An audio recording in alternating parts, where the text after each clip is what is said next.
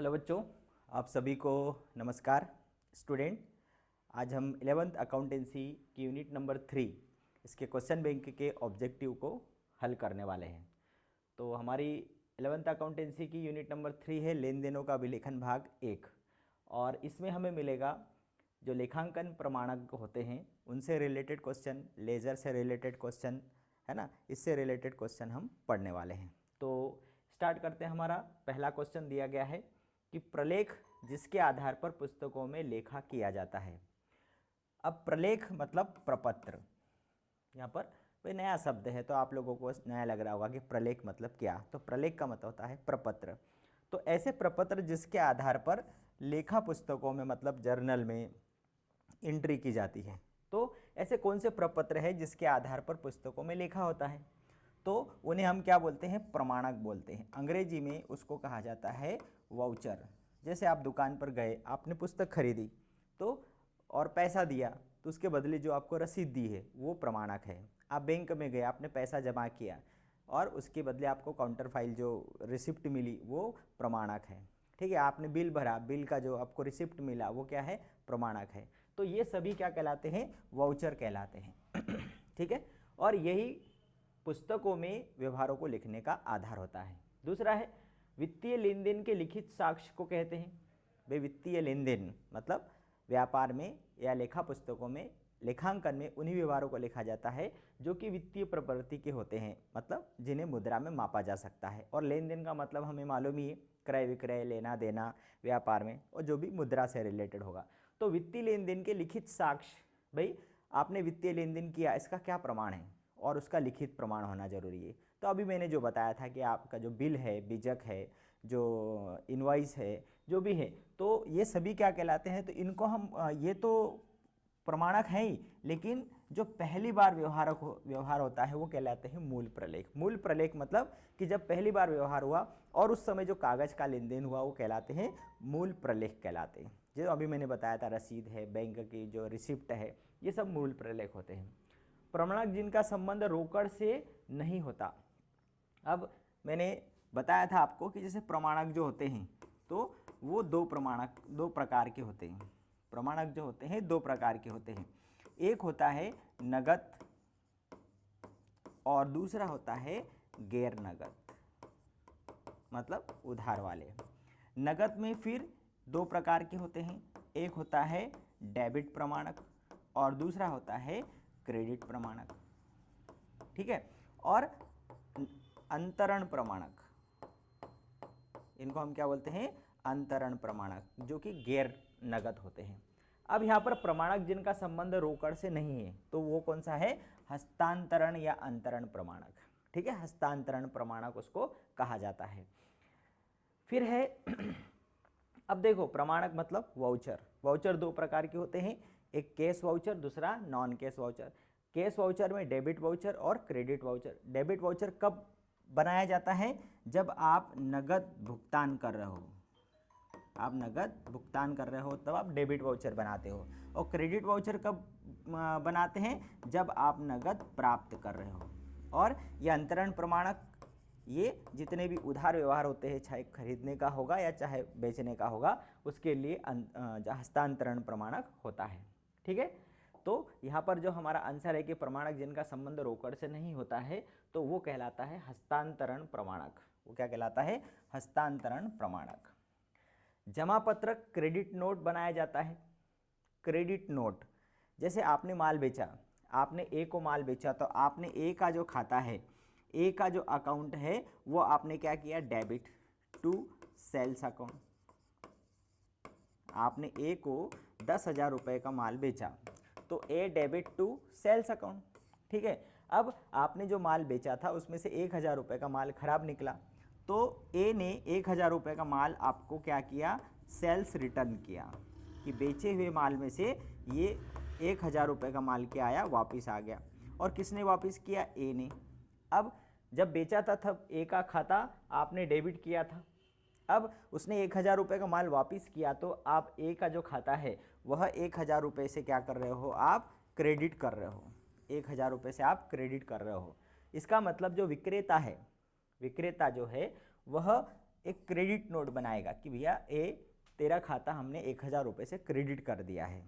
इसका मतलब कि आपको भाई उसको हमने 10,000 का माल बेचा है तो डेबिट किया, इसका मतलब कि उससे 10,000 रुपये लेना है, लेकिन अब 1000 का माल वापस कर दिया तो हमने एक क्रेडिट नोट बना के दिया कि तेरा खाता हमने 1000 से क्रेडिट कर दिया है, मतलब अब तेरे को केवल 9,000 रुपये ही हमें देना है। ठीक है, आगे है कि निम्न में से कौन सा समीकरण सही नहीं है। निम्न में से कौन सा समीकरण सही नहीं है।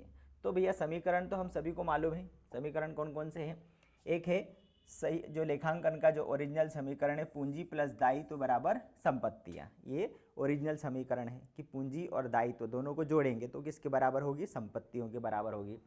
अब इसी को बदल दिया जाता है कि संपत्तियों में से पूंजी को घटाएंगे तो दायित्व निकल आएगा, फिर संपत्तियों में से दायित्व को घटाएंगे तो पूंजी निकल आएगी। लेकिन ये वाला जो समीकरण है, ये समीकरण जो है वो गलत है। क्यों?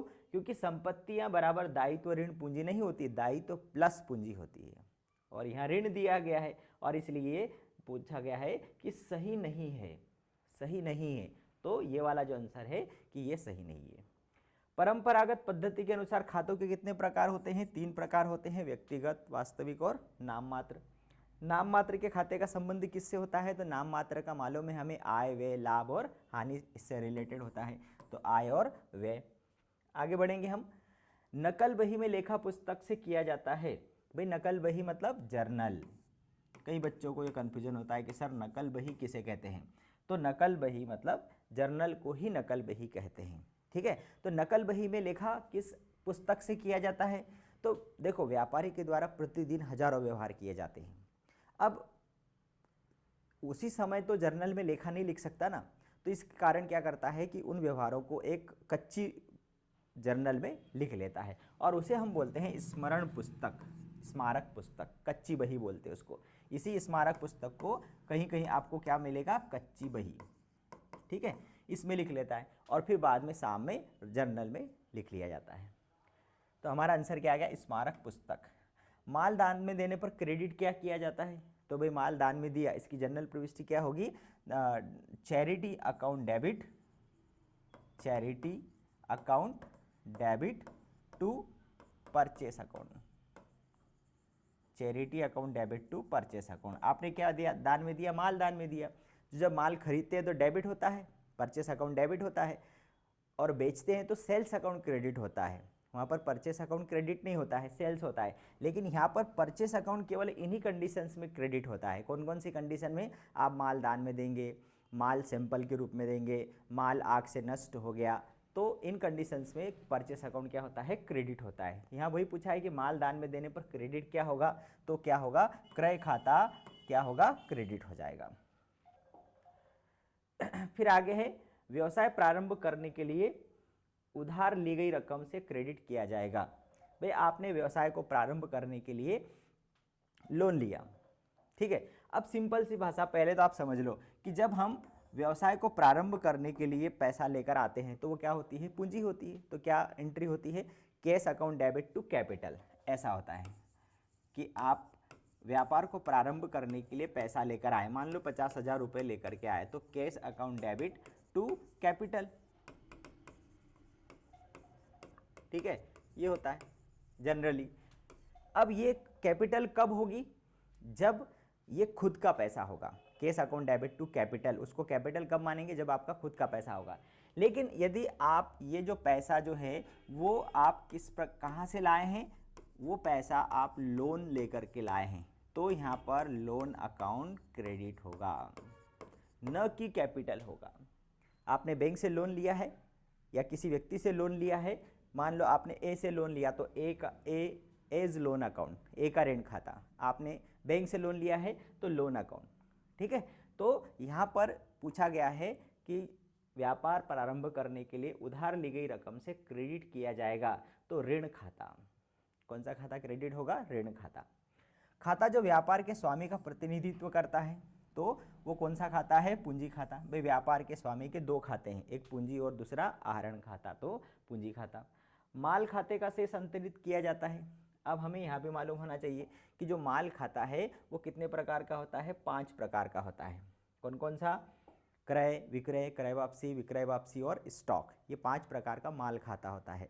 और ये माल खाते के जितने भी बैलेंस निकलते हैं इन खातों के, वो सभी कहाँ ट्रांसफ़र किए जाते हैं? वो व्यापार खाते में ले जाया जाता है। व्यापार खाते में क्रय, विक्रय, विक्रय वापसी से रिलेटेड जो भी है वो सब कहाँ पर ट्रांसफ़र किया जाता है? तो वह व्यापार खाते में ट्रांसफ़र किया जाता है। ठीक है, आगे बढ़ेंगे। खातों का शेष निकाला जाता है। कब निकाला जाता है? जनरली खातों का जो शेष कब निकाला जाता है? व्यापारिक वर्ष के अंत में। और व्यापारिक वर्ष कब होता है? 1 अप्रैल से 31 मार्च। फिर है सभी नाम मात्र के खाते बंद किए जाते हैं। नाम मात्र के खाते मतलब आय, व्यय, लाभ और हानि। आय व्यय मतलब जितनी भी एक्सपेंडिचर है, वेतन, किराया, विज्ञापन, बीमा, ये सब व्यय होते हैं। आय, ब्याज, कमीशन, बट्टा, ये आय होती है ना। तो इनसे रिलेटेड जितने भी खाते होते हैं वो बंद किए जाते हैं। कहाँ बंद किए जाते हैं? इनको हम व्यापार और लाभ हानि खाते में हस्तांतरण करके, ये समस्त खातों का शेष व्यापार और लाभ हानि खाते में हस्तांतरित किया जाता है। अब पूछोगे सर ये व्यापार लाभ हानि खाता क्या होता है? तो ये क्वार्टरली एग्जाम के बाद अभी हमने अंतिम खाते जब पढ़ेंगे तो उस समय व्यापार लाभ हानि खाता, चिट्ठा, ये सब पढ़ने वाले हैं। तो खातों के जो शेष आए हैं तो उसमें से जो आय व्यय लाभ हानि से रिलेटेड हैं वो व्यापार खाते में और लाभ हानि खाते में जाने वाले हैं। ठीक है, तो ये हमारा आंसर आएगा। इसके बाद में है निम्न में से कौन से खाते का क्रेडिट शेष होता है? तो भाई कौन से खाते का क्रेडिट शेष होता है? पूंजी खाते का शेष हमेशा क्या होता है? क्रेडिट होता है। जब भी व्यापार प्रारंभ करने के लिए पूंजी लगाई जाती है तो पूंजी खाता क्या होता है? क्रेडिट होता है। चलिए आगे बढ़ेंगे, हम रिक्त स्थानों की तरफ चलेंगे। तो पहले ये पहले पेज वाले रिक्त स्थानों को हम हल करेंगे। डेबिट प्रमाणक व्यवसाय द्वारा किए गए खालिस्तान के लिए बनाए जाते हैं। भाई डेबिट वाउचर, अभी मैंने बताया था कि वाउचर 2 प्रकार के होते हैं, एक कैश वाउचर, दूसरा non cash voucher. Cash voucher फिर 2 प्रकार के होते हैं, एक डेबिट वाउचर, दूसरा क्रेडिट वाउचर। तो डेबिट वाउचर नगद भुगतान के लिए बनाए जाते हैं। तो यहाँ पर वही पूछा गया है कि डेबिट प्रमाणक व्यवसाय द्वारा किए गए नगद भुगतान के लिए बनाया जाता है। किसके लिए बनाया जाता है? नगद भुगतान के लिए बनाए जाते हैं। फिर आधुनिक पद्धति के अनुसार खातों को कितने भागों में बांटा गया है? 5 भागों में बांटा गया है। 5 भाग कौन कौन से? जो हमारे लेखांकन समीकरण में आते हैं। पूंजी, दायित्व, संपत्ति, आय और व्यय और लाभ और हानि, ये 5 भाग होते हैं। पूंजी प्लस दायित्व बराबर क्या होगा? तो ये हमारा समीकरण है। पूंजी प्लस दायित्व बराबर क्या होगा? संपत्ति। व्यापार में लाभ होने पर पूंजी में क्या होगी? वृद्धि। भाई व्यापारी ने पूंजी लगाई 50,000 रुपये, अब साल भर व्यापार करने के बाद उसको 10,000 रुपये का प्रॉफिट हुआ, तो अब उसकी पूंजी कितनी हो गई? 50 प्लस 10 मतलब 60,000 रुपये, मतलब उसकी पूंजी में वृद्धि हुई। व्यापारी द्वारा आहरण करने पर पूंजी में कमी होती है। भाई उसने 50,000 रुपये लगाए, अब उसमें से उसको घर खर्चे के लिए पैसा निकालना है तो उसने 10,000 रुपये निकाल लिए, तो उसकी पूंजी 10,000 से कम हो गई, मतलब 40,000 रुपये ही बची। दायित्व में वृद्धि का लेखा कौन से पक्ष में किया जाता है? तो जमा पक्ष में किया जाता है। जमा पक्ष मीन्स क्रेडिट पक्ष में। हमेशा दायित्व में वृद्धि होना मतलब क्रेडिट, संपत्ति में वृद्धि होना मतलब डेबिट। खालिस्तान प्रारंभिक लेखांकन की पुस्तक है, जर्नल। जर्नल को प्रारंभिक लेखे की पुस्तक कहते हैं। रोजनामचा, उसको भी हम वही बोलते हैं, रोजनामचा भी। व्ययों के भुगतान से पूंजी में क्या होती है? कमी। जब भी आप कोई व्यय का भुगतान करेंगे तो आपकी पूंजी क्या हो जाएगी? कम हो जाएगी। आगे बढ़ेंगे, फिर जो बच गए हैं उनको कर लेते हैं हम। दायित्व खातों का शेष खालिस्तान होता है, तो दायित्व खातों का शेष हमेशा क्या होता है? जमा होता है या क्रेडिट होता है। संपत्ति खातों का शेष हमेशा नाम होता है या डेबिट होता है। नकल बही के आधार पर खाता बही में लेखा होता है। नकल बही मतलब जर्नल। कई बच्चों को यही कन्फ्यूजन होता है, नकल बही क्या है? तो नकल बही का मतलब होता है जर्नल। जर्नल से खाता बही में लिखा होता है। खालिस्तान खाते का शेष डेबिट और क्रेडिट हो सकता है। तो कौन से खाते का शेष डेबिट या क्रेडिट हो सकता है? तो कौन से खाते का डेबिट या क्रेडिट शेष हो सकता है? तो व्यक्तिगत खातों का शेष डेबिट या क्रेडिट हो सकता है। ठीक है, फिर खाता बही में सौदों की खालिस्तान नहीं लिखी जाती। व्याख्या, भाई जर्नल में हम समरी लिखते हैं, है ना, संक्षिप्त में जो ब्रैकेट में लिखते हैं। खाता बही में खाता बनाते हैं, वहाँ व्याख्या नहीं लिखते। खाता बही खालिस्तान की पुस्तक है, लेखांकन की पुस्तक है। फिर बही जिसमें समस्त खाते रखे जाते हैं वो कहलाती है खाता बही, वो पुस्तक जिसमें समस्त खाते बनाए जाते हैं तो वो क्या कही जाएगी? खाता बही कही जाएगी। सही जोड़ियों में चलेंगे अब। सबसे पहली सही जोड़ी देखेंगे तो सबसे पहली सही जोड़ी हमारे सामने दी गई है प्रमाणक। प्रमाणक मतलब लिखित प्रलेख। प्रमाणक का मतलब क्या होता है? लिखित प्रलेख। गैर रोकड़ सौदे, गैर रोकड़ सौदे मतलब हस्तांतरण प्रमाणक। नगद भुगतान हेतु डेबिट प्रमाणक। नगद प्राप्ति हेतु क्रेडिट प्रमाणक। प्रारंभिक लेखे की पुस्तक नकल बही और वर्गीकरण की पुस्तक खाता बही। वर्गीकरण मतलब क्लासिफिकेशन किस में किया जाता है? तो खाता बही में किया जाता है ना, याद रखना। प्रारंभिक लेखे की पुस्तक जर्नल और वर्गीकरण की पुस्तक खाता बही, ये याद रखना है। आगे बढ़ेंगे हम। सौदों का संक्षिप्त विवरण किस में लिखते हैं हम? सौदों का संक्षिप्त विवरण किस में लिखा जाता है? मतलब उसको क्या कहते हैं? उसको बोलते हैं व्याख्या। सौदों का संक्षिप्त विवरण जब हम जर्नल में एंट्री करते हैं, एंट्री करने के बाद नीचे जो ब्रैकेट में लिखते हैं वो क्या है? वो समरी, वो क्या कहलाती है? वो व्याख्या कहलाती है।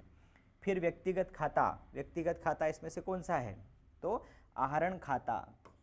मैंने दो प्रकार के खाते बताए थे, पूंजी खाता और आहरण खाता। ये मालिक के खाते हैं और ये दोनों व्यक्तिगत खाते कहलाते हैं।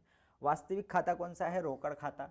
रोकड़ क्योंकि एक संपत्ति है और संपत्ति खाते जितने भी होते हैं सब वास्तविक होते हैं। नाम मात्र का खाता वेतन खाता। सैलरी अकाउंट, क्यों? क्योंकि ये व्यय से रिलेटेड है, जितने भी व्यय आय लाभ हानि से रिलेटेड है वो सब नाम मात्र के खाते होते हैं। स्मरण पुस्तिका को हम कच्ची बही बोलते हैं। अभी मैंने बोला था कि व्यापारी दिन भर जितने भी व्यवहार करता है उन समस्त व्यवहारों को कच्ची बही में लिखता है, उसे हम स्मरण पुस्तक कहते हैं। और मूल प्रलेख, बीजक और बिल, ये सब क्या कहलाते हैं? ये मूल प्रलेख कहलाते हैं। ठीक है।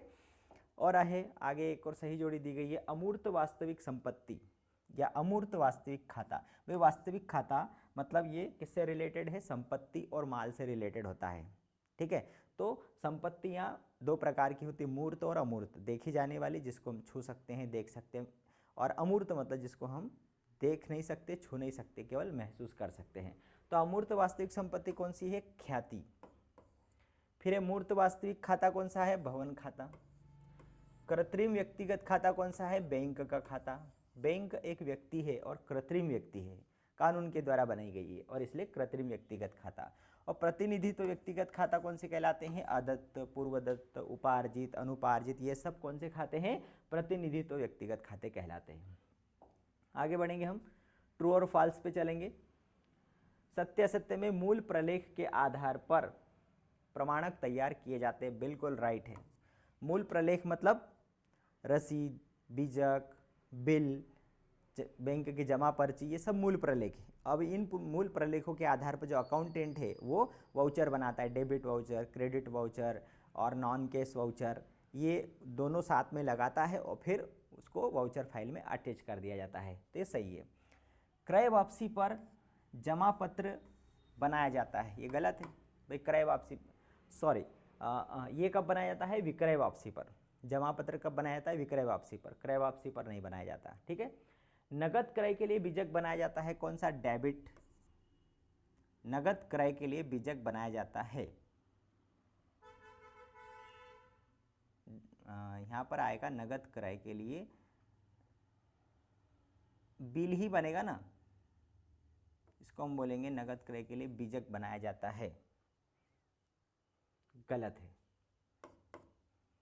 मैं आंसर दे रहा था जबकि यहाँ तो ट्रू फॉल्स बताना है। तो नगद क्रय के लिए बीजक नहीं बनाएंगे। बीजक कब बनाया जाता है? जब उधार खरीदा जाता है तब बीजक बनता है। नगद क्रय पर तो बिल बनेगा।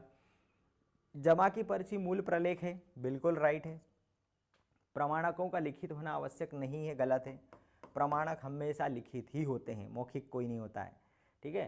प्रत्येक लेनदेन का लिखित प्रमाण होना चाहिए, एकदम राइट है। नगद लेनदेन के लिए हस्तांतरण प्रमाणक बनाया जाता, गलत है। नगद लेनदेन के लिए कौन सा प्रमाणक बनते हैं? नगद प्रमाणक बनते हैं। नगद लेनदेन के लिए नगद प्रमाणक। प्रत्येक नकल प्रविष्टि के लिए व्याख्या जरूरी है, बिल्कुल। जब भी हम नकल प्रविष्टि मतलब जर्नल प्रविष्टि, नकल प्रविष्टि मीन्स जर्नल प्रविष्टि, और जर्नल प्रविष्टि के नीचे हम क्या लिखते हैं? व्याख्या, समरी।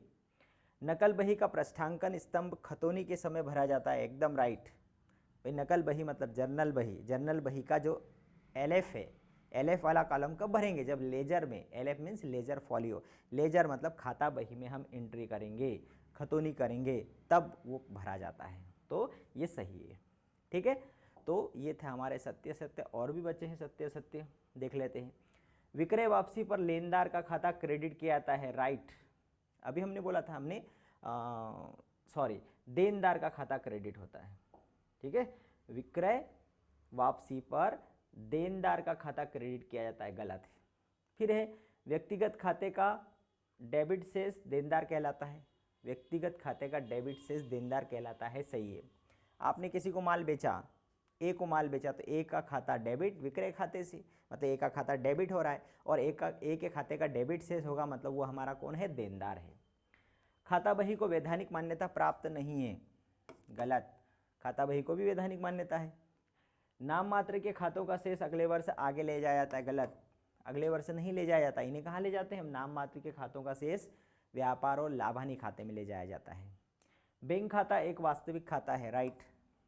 और खाता बही में व्याख्या की आवश्यकता नहीं होती, बिल्कुल राइट है। व्याख्या कहाँ लिखी जाती है? जर्नल में, खाता बही में नहीं लिखी जाती है। क्लियर? एक शब्द में चलेंगे हम, तो एक शब्द में सबसे पहला, एक ही पेज में हो जाएगा क्या? एक पेज में हो जाएगा तो ज़्यादा आसान रहता है। चलिए, नाम पत्रक डेबिट नोट कौन बनाता है? तो ये बनाता है क्रेता। डेबिट नोट कौन बनाता है? क्रेता बनाता है। अब ये डेबिट नोट क्या होता है? जैसे मान लो हमने बी से माल खरीदा, तो हमने क्या लिखा? Purchase account debit. आपने 10,000 रुपये का माल खरीदा, किससे खरीदा? To be. बी से उधार माल खरीदा, तो purchase account debit to B. अब 10,000 में से 1,000 रुपये का माल खराब निकला, तो आपने किसको माल वापस किया? बी को माल वापस किया, कितने का? 1,000 का। और क्या लिखोगे आप? टू परचेस रिटर्न, ठीक है। तो यहाँ पर बी का खाता परचेस रिटर्न करने पर, खरीदा हुआ माल वापस करने पर आपने बी का खाता डेबिट किया, मतलब किसका? जिससे माल खरीदा था उसका खाता आपने डेबिट किया, ठीक है। तो यहां पर नाम पत्रक कौन बनाता है? तो नाम पत्रक कौन बनाता है? क्रेता। नाम पत्रक कौन बनाता है? क्रेता। क्यों? आपने जो माल खरीदा था और खरीदने पर आपने बी का खाता क्रेडिट किया कि भैया बी तेरे को हम तेरे को 10,000 रुपये देने के लिए उत्तरदायी है, मतलब तू हमारा लेनदार है। भाई हमने बी से 10,000 रुपये का माल खरीदा, इसका मतलब आपने बी से 10,000 का माल खरीदा, तो आप बी को क्या दोगे? 10,000 रुपये दोगे, तो बी का खाता क्या हो गया? क्रेडिट हो गया। लेकिन 10,000 में से 1,000 का माल वापस कर दिया, तो अब आपने बी का खाता 1,000 से डेबिट कर दिया, मतलब अब बी को आपको कितना देना है? 9,000 रुपये ही देना है, क्योंकि 1,000 का माल तो वापस कर दिया। तो अब आप बी को एक सूचना दोगे कि, और वो सूचना किस रूप में होगी? डेबिट नोट में होगी कि भैया तेरा खाता हमने 1,000 रुपये से डेबिट कर दिया गया है। पहले 10,000 से क्रेडिट था, अब 1,000 का माल वापस कर रहे हैं, तो उस माल के साथ डेबिट नोट भी भेजेंगे, बोलेंगे कि 1,000 से हमने तेरा खाता डेबिट कर दिया है, मतलब अब कितना बचा? केवल 9,000 रुपये। तो ये कौन बनाता है? क्रेता बनाता है। क्लियर? फिर है मुख्य रूप से प्रमाणक कितने प्रकार के होते हैं? तो 2 प्रकार के होते हैं, एक कैश और दूसरा नॉन कैश, नगद और गैर नगद। लेखांकन समीकरण किस अवधारणा पर आधारित है? तो द्विपक्षीय अवधारणा। कौन सी अवधारणा? द्विपक्षीय अवधारणा। अब यहाँ पर कोई पक्षी नहीं समझे, पक्षी मतलब यहाँ पक्ष है ना, 2 साइड।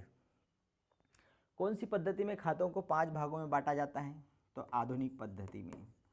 आधुनिक पद्धति में खातों को 5 भागों में बांटा जाता है। संपत्ति में वृद्धि का लेखा किस पक्ष में किया जाता है? डेबिट पक्ष में। दायित्व में कमी का लेखा किस पक्ष में किया जाएगा? भाई दायित्व में वृद्धि क्रेडिट, तो दायित्व में कमी भी डेबिट, ठीक है। नगद बट्टा कब दिया जाता है? नगद भुगतान के समय।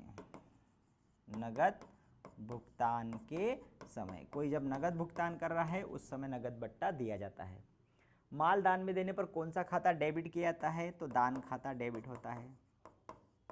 फिर नकल बही के प्रारूप में कितने खाने होते हैं? नकल बही मीन्स जर्नल, नकल बही को हम क्या बोलते हैं? जर्नल। कौन कौन से खाने होते हैं? दिनांक, विवरण, एलएफ, डेबिट और क्रेडिट। तो कितने खाने हो गए? 5। फिर रोकड़ बही में रोकड़ बैंक में जमा करने पर कौन सा खाता डेबिट किया जाएगा? भाई बैंक में जमा किया तो बैंक में पैसा आया तो बैंक खाता। माल उधार क्रय करने पर कौन सा खाता क्रेडिट किया जाएगा? उधार क्रय किया तो चाहे उधार खरीदो या नगद खरीदो, क्रय खाता डेबिट होगा। तो जिससे खरीदा है वो लेनदार का खाता क्या होगा? लेनदार का खाता क्रेडिट होगा। संपत्ति बेचने पर कौन सा खाता क्रेडिट किया जाएगा? भाई संपत्ति बेची तो रोकड़ आएगी, रोकड़ खाता डेबिट, संपत्ति खाते से मतलब संपत्ति खाता ही क्रेडिट होगा। भाई संपत्ति जब खरीदी जाती है तो डेबिट और संपत्ति जब बेची जाती है तो क्रेडिट। खाते के कितने पक्ष होते हैं? 2। कौन कौन से? एक डेबिट और दूसरा क्रेडिट। परंपरागत वर्गीकरण में खाते कितने प्रकार के होते हैं? 3। व्यक्तिगत, वास्तविक और नाम मात्र। खाता बही में लेन देनों को लिखना क्या कहलाता है? खतौनी। खाता बही में व्यवहारों को लिखने को हम क्या बोलते हैं? खतौनी कहते हैं, ठीक है, पोस्टिंग बोलते हैं उसको। तो ये थे हमारे यूनिट नंबर 3 के ऑब्जेक्टिव टाइप के क्वेश्चन। भाई मैं उम्मीद करता हूँ कि आपको कल के पेपर में बहुत मदद मिलेगी, इसलिए इन वीडियोस को आप ज़रूर देखिएगा, ठीक है। अच्छा लगे तो लाइक करना, अपने दोस्तों के साथ शेयर करना और नए हैं तो सब्सक्राइब करना न भूलें। अगले वीडियो में फिर मिलेंगे, तब तक के लिए नमस्कार।